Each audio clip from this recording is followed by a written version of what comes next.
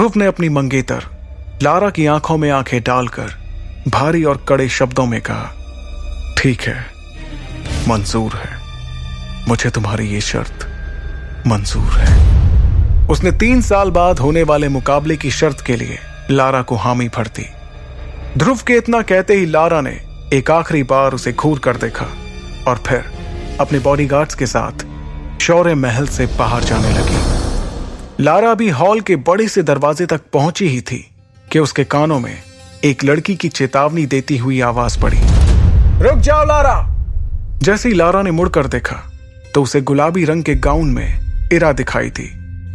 इरा दिखने में बहुत ही खूबसूरत थी और किसी भी तरह से वो लारा से कम सुंदर नहीं थी। एक जालीदार खिड़की के पास में खड़ी इरा के चारों तरफ से सूरज की रोशनी अंदर आ रही थी, जिससे इरा को देखकर ऐसा लग रहा था मानो वो कोई स्वर्ग से आई हुई अप्सरा हो। इरा ने लारा को देखते हुए कहा, मैं जानती हूं कि आज तुमने जो कुछ भी किया है तुम्हें उस पर कोई पछतावा नहीं हो रहा होगा, क्योंकि अब तो तुम्हें ध्रुव का सामना करना ही होगा। और हां, एक बात और, कभी यह मत सोचना कि तुम अंबर दल की लीडर बन गई तो हम लोग डर जाएंगे, क्योंकि शौर्य दल में तुमसे ताकतवर लोग भी मौजूद हैं। इरा की इस धमकी को लारा ने बड़े ध्यान से सुना, लेकिन वो बिना कुछ कहे वहां से चली गई। दूसरी तरफ सभी के जाने के बाद ध्रुव ने अपने पिता अरेंद्र से पूरे भरोसे के साथ कहा, बाबा, मैं आपसे वादा करता हूं कि आज से ठीक 3 साल बाद लारा जयान और उसके पूरे खानदान को अपने किए पर पछतावा होगा। अब मैं जयान परिवार के सामने ही लारा को मुकाबले में हराऊंगा। अरेंद्र अपने बेटे ध्रुव को बेबाकी के साथ बात करते देख खुश हो रहे थे, क्योंकि पिछले 3 सालों से वो ज्यादातर चुपचाप ही रहता था। मगर आज उसकी मंगेतर ने यहां आकर जो कुछ भी किया, उससे उसके अंदर का वही ध्रुव जाग गया जो 3 सालों से सोया हुआ था। लेकिन सच्चाई से मुंह भी नहीं फेरा जा सकता था, और इस वक्त सबसे बड़ी सच्चाई ये थी कि ध्रुव अपनी शक्तियों के 3रे सितारे पर ही था, जबकि लारा की शक्तियां 9वें सितारे तक पहुंच चुकी थी। इधर शौर्य महल से बाहर निकलकर ध्रुव अभी भी लारा के बारे में सोच रहा था कि किस तरह से लारा ने बातों बातों में उसकी बेइज्जती की थी और कैसे उसने ध्रुव के पिता पर रिश्ते को तोड़ने के लिए दबाव बनाया था। इन बातों के बारे में सोचते हुए ध्रुव तेजी से अपनी मां की ग्रेवयार्ड की तरफ जाने के लिए अपने कदमों को बढ़ा रहा था। ध्रुव को इस तरह से गहरी सोच में आगे बढ़ता देखकर उसकी दोस्त इरा भी उसका पीछा करते हुए बाहर आ गई, ताकि वो उसका हौसला बढ़ा सके। लेकिन ध्रुव ने इरा को अपना पीछा करते हुए देखकर कहा, मैं ये चाहता हूं कि मुझे कुछ देर के लिए अकेला छोड़ दो। अपने सबसे अच्छे दोस्त से इतना सुनने के बाद इरा ने ध्रुव को कुछ देर के लिए अकेले ही रहने दिया। कुछ ही देर में ध्रुव शक्ति स्तंभ को देखते हुए अपनी मां के समाधि स्थल पर पहुंच गया। वो अपनी मां की समाधि पर गिरे पेड़ के पत्तों और धूल को साफ करने लगा। उसके बाद अपनी मां को याद करते हुए ध्रुव बातें करने लगा। मां, ऐसा क्यों हो रहा है मेरे साथ? मेरी शक्तियां आखिर क्यों नहीं बढ़ रही हैं? इस तरह तो मैं 3 साल के बाद भी लारा से मुकाबला नहीं कर पाऊंगा, और अगर कर भी लिया तो उसे हराऊंगा कैसे? आखिर कैसे? इतना कहते हुए हताश होकर ध्रुव ने अपना सर मां की समाधि पर रख दिया और अपनी आंखें बंद करते हुए कहा, 3 साल बाद सब कुछ खत्म हो जाएगा। मां, अगर मैं अपनी शक्तियों को वापस हासिल नहीं कर सका तो बाबा को पूरे मेसोडोरिया शहर के सामने शर्मिंदा होना पड़ेगा। अपनी मां से बातें करते करते ध्रुव का गला सूख चुका था। उसने अपने आप को संभाला और कहा, अब तो मां, मुझे ऐसा लगता है कि जब मैं आपकी दुनिया में आऊंगा तो आपको अपना चेहरा कैसे दिखाऊंगा, क्योंकि मैंने ऐसा तो कोई काम किया ही नहीं जिससे मैं आपका नाम रोशन कर सकूं। क्यों क्यों मां? आखिर मेरी शक्तियां क्यों नहीं बढ़ रही हैं? ये कहते हुए ध्रुव ने अपनी मुट्ठी बंद की और जमीन पर जोर जोर से अपना हाथ पीटने लगा। वो लगातार जमीन पर अपना हाथ मार रहा था। कुछ देर बाद थक कर उसने कहा, मां, अब तो कोई चमत्कार कोई करिश्मा ही मुझे मेरी शक्तियां वापस दिला सकता है। तभी उसके कानों में एक आवाज गूंजी, ध्रुव, क्या तुम मुझे सुन पा रहे हो? अपना नाम सुनते ही ध्रुव ने इधर उधर देखा। ध्रुव हैरान हो गया क्योंकि इस वक्त उसकी मां की समाधि पर उसके अलावा कोई भी नहीं था। तभी उसके कानों में दोबारा वही आवाज गूंजी, ध्रुव, ऐसा लगता है कि तुम किसी मुसीबत में हो और तुम्हें थोड़ी मदद की जरूरत है। इस बार इस आवाज को सुनकर ध्रुव अपनी जगह पर खड़ा हो गया और समाधि के चारों तरफ घूम कर देखने लगा, लेकिन उसे वहां कोई भी नजर नहीं आया। तभी एक बार फिर से उसके कानों में वो आवाज सुनाई पड़ी, मुझे इधर उधर ढूंढना बंद करो ध्रुव, मैं तो तुम्हारी अंगूठी में हूं। इतना सुनते ही उसने अपने सीधे हाथ की एक उंगली में काले पत्थर से बनी एक अंगूठी की तरफ देखा। यह अंगूठी ध्रुव को उसकी मां का दिया हुआ आखिरी तोहफा था। देखते ही देखते ध्रुव की अंगूठी में हलचल शुरू हो गई, जिसे देखकर वो थोड़ा हड़बड़ा गया। उसने अपने उल्टे हाथ से सीधे हाथ को संभालने की कोशिश की जिसमें उसने अंगूठी पहनी हुई थी, लेकिन तभी उसे अचानक एक जोर का झटका लगा जिससे वो जमीन पर जा गिरा। देखते ही देखते उसकी अंगूठी में से एक सफेद रंग का धुआं साय के रूप में बाहर निकला। फिर उस साय ने एक बूढ़े आदमी का रूप ले लिया। अपने सामने ये सब होता देखकर ध्रुव को अपनी आंखों पर यकीन नहीं हो रहा था।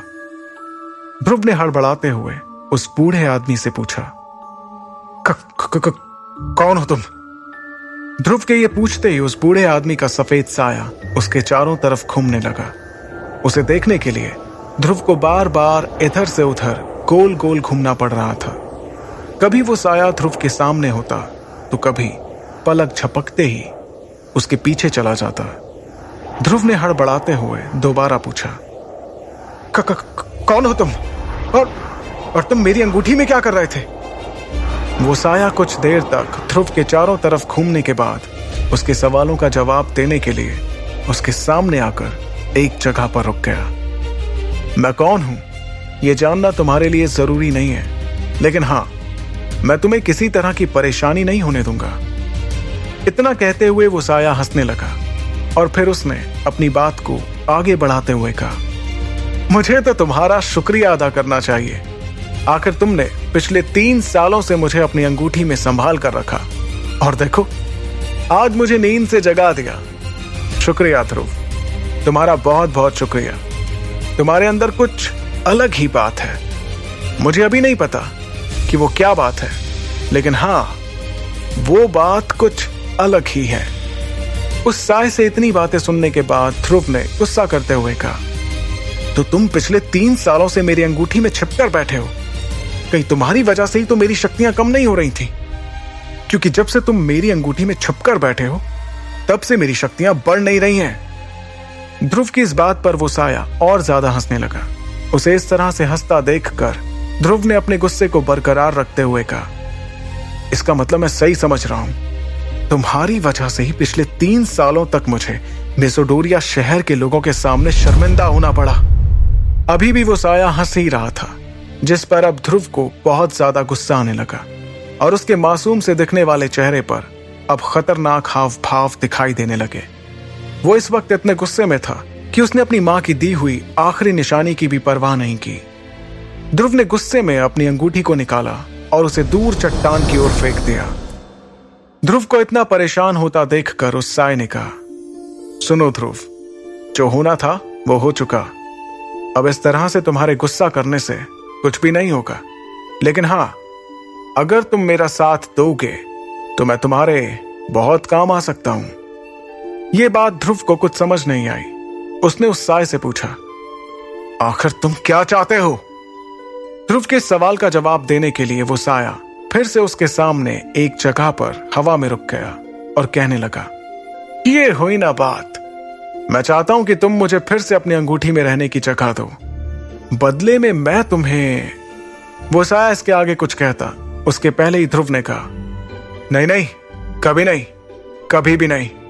मैं ऐसी गलती अब दोबारा नहीं करने वाला। मैं अब भूल कर भी उस अंगूठी को दोबारा नहीं पहनूंगा। तब उस साय ने अपने हाथ में उस अंगूठी को दिखाकर ध्रुव को समझाते हुए कहा, क्या तुम नहीं चाहते कि लोग तुम्हारी फिर से इज्जत करें, फिर से तुम्हारी शक्तियों का सितारा 3 से 9 तक पहुंचे? क्या तुम नहीं चाहते कि एक बार फिर से एकलव्य कहलाए जाओ? उस साय की इस तरह की बातों ने ध्रुव की धड़कनों को तेज कर दिया और अब ध्रुव ना चाहते हुए भी उस साय की बातों को सुनना चाहता था। तभी उस साय ने आगे कहा, चलो ध्रुव, मैं मानता हूं कि अंगूठी नहीं पहनने से भी तुम अपनी शक्तियों को वापस हासिल करने लगोगे, लेकिन तुम भी इस बात को अच्छे से समझते हो कि अब तुम्हारे पास ज्यादा वक्त नहीं है। ध्रुव से यह बात करते हुए अब वो साया फिर से उसके चारों तरफ घूम रहा था। उसने ध्रुव से आगे कहा, ध्रुव, तुम 15 साल के हो चुके हो, मतलब कि तुम्हारे पास अब से सिर्फ 1 साल का समय है और 1 साल में तुम्हारी शक्ति 7वें सितारे तक नहीं पहुंची तो नियम के मुताबिक तुम्हें शौर्य दल और मेसोडोरिया शहर से बाहर निकाल दिया जाएगा। ध्रुव उस साय की बातें सुनकर हैरान हो गया। उसने हैरानी के साथ पूछा, लेकिन तुम्हें इन सब के बारे में कैसे पता? मुझे ये कैसे पता, इसके बारे में सोचना छोड़ो और जो कह रहा हूं उस पर ध्यान दो। अब फिर से ध्रुव उस साय की बातों को ध्यान से सुनने लगा। उसने अपनी बातों को आगे बढ़ाते हुए कहा, और सबसे बड़ी बात, 3 साल बाद तुम्हें अपनी मंगेतर लारा का भी तो सामना करना है। लारा का नाम सुनते ही ध्रुव ने गुस्से में कहा, उसका तो नाम भी मेरे सामने मत लेना। ध्रुव को इस तरह से गुस्सा होते देखकर उस साय ने हंसते हुए कहा, तो तुम्हारे इस तरह से गुस्सा करने से कुछ नहीं होने वाला। अब तुम्हें अपने सच को स्वीकार कर लेना चाहिए और तुम्हारा सच यही है कि 3 साल बाद तुम्हें अपनी मंगेतर लारा का सामना करना होगा। इस बार ध्रुव ने आगे जाकर उस साय से पूछा, तो क्या करूं मैं? तुम्हें वो करना चाहिए जो मैं कह रहा हूं। तुम इस अंगूठी को फिर से पहनकर मुझे अपनी जिंदगी में शामिल कर लो, फिर देखो किस तरह से मैं तुम्हारी जिंदगी बदल दूंगा। मैं तुम्हें इतना शक्तिशाली बना दूंगा कि तुम अपने सामने आने वाली हर मुसीबत का सामना हिम्मत से कर पाओगे। और हां, डरो मत, इस बार मैं तुम्हारी शक्तियों को नहीं लूंगा। यह बात तुम्हें बाद में समझ आ जाएगी कि अब तक ऐसा क्यों किया मैंने। धीरे धीरे तुम्हें इसका कारण समझ आ जाएगा, लेकिन अब तुम्हें डरने की जरूरत नहीं। ध्रुव को अपनी खोई हुई शक्तियों को वापस हासिल करने का इसके अलावा कोई और दूसरा रास्ता नजर नहीं आ रहा था। तब ध्रुव ने सपाट लहजे में कहा, ठीक है, मैं तैयार हूं। ध्रुव के इतना कहते ही वो सफेद रंग का साया हंसते हुए उसके पास से बहुत तेजी से निकला। वो उसके चारों तरफ इर्द गिर्द घूमने लगा, जिससे ध्रुव का संतुलन बिगड़ गया और वो एक बार फिर से जमीन पर जा गिरा। तब ध्रुव ने कहा, अरे ये क्या कर रहे हो? मेरे सारे कपड़े खराब कर दिए।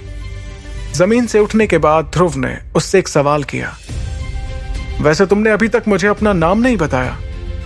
मेरा नाम विदुर है, लेकिन तुम मुझे सिर्फ गुरुदेव या फिर आचार्य कहना। ठीक है आचार्य विदुर, तो आप मेरी ट्रेनिंग कब से शुरू करेंगे? विदुर ने कहा, बहुत ही जल्द। तभी अचानक ध्रुव ने विदुर से पूछा, आचार्य, क्या आपको करिश्माई शरबत के बारे में कुछ पता है? विदुर ने तुरंत जवाब देते हुए कहा, मेरे हिसाब से वो दुनिया का सबसे वाहियात किस्म का शरबत है। मैं तुम्हारे लिए खास चीज बनाऊंगा, अमृत धारा। उससे तुम्हें बहुत मदद मिलने वाली है। ध्रुव ने हैरान होते हुए पूछा, क्या कहा? अमृत धारा? ये क्या है और इसके क्या फायदे हैं? ध्रुव के सवालों से परेशान होकर विदुर ने कहा, तुम सवाल बहुत पूछते हो। फिलहाल मैं तुम्हें कुछ जड़ी बूटियां लिख कर दे रहा हूं, इसका इंतजाम करो। जब अमृत धारा बन जाए तो तुम खुद ही देख लेना कि वो क्या चीज है। फिर तुम खुद ही बताना मुझे कि अमृत धारा बेहतर है या तुम्हारा वो करिश्माई शरबत। इतना कहते हुए विदुर ने ध्रुव के हाथों में जड़ी बूटियों के नाम लिखकर एक कागज थमा दिया। उस कागज को पढ़कर ध्रुव के होश उड़ गए। उसने हैरानी के साथ कहा, आचार्य, ये तो बहुत महंगी हैं। इन्हें खरीदने के लिए तो कम से कम 800 सोने के सिक्कों की जरूरत होगी और मेरे पास तो इतने पैसे नहीं हैं। ध्रुव की इस बात पर विदुर ने सपाट लहजे में कहा, ये तुम्हारी परेशानी है, कि तुम इतने सोने के सिक्कों का इंतजाम कैसे करोगे। अभी तो मैंने तुमसे सबसे कम कीमत वाली चीजें लाने को कहा है और तुम अभी से मुझे अपनी परेशानियां बताने लगे। 800 सोने के सिक्कों का इंतजाम कैसे होगा ये तुम जानो।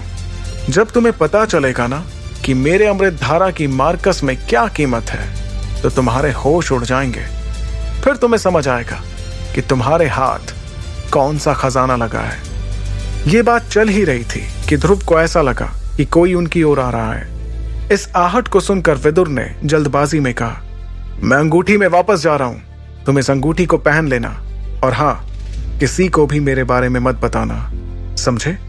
इतना कहते हुए विदुर ध्रुव की अंगूठी में जाकर गायब हो गए।